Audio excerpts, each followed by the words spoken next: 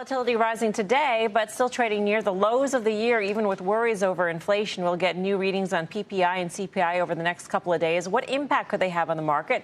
Mandy Xu is CBOE's head of derivatives market intelligence. Mandy, great to have you with us. Great to be here.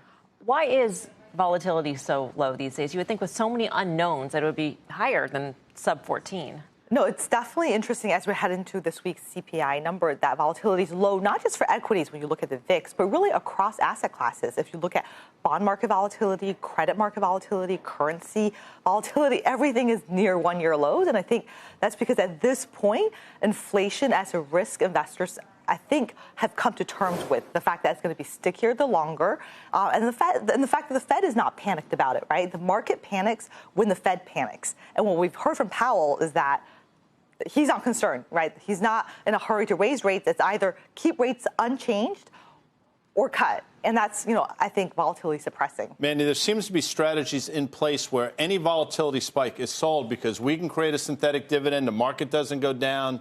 We might be out of money for a day or two, but we've seen these volatility events don't last. I mean, is that just as easy as it is right now? I mean, any spike in volatility is sold and people are taking advantage of that?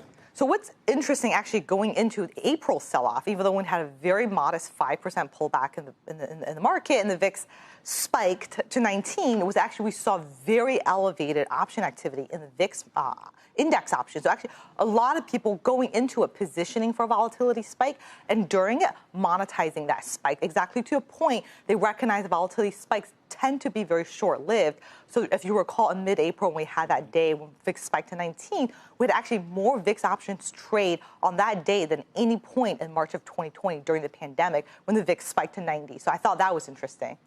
So, Mandy, thanks for being here in person. Yeah. So there's not something structural about the VIX. It's really just the market's relative complacency with what used to be big news. So that's the debate people are having is there something in the equity market that is suppressing the volatility, suppressing the VIX? And one common reason that gets brought up is the proliferation of these vol selling strategies, option income strategies, call overriding, put selling, etc.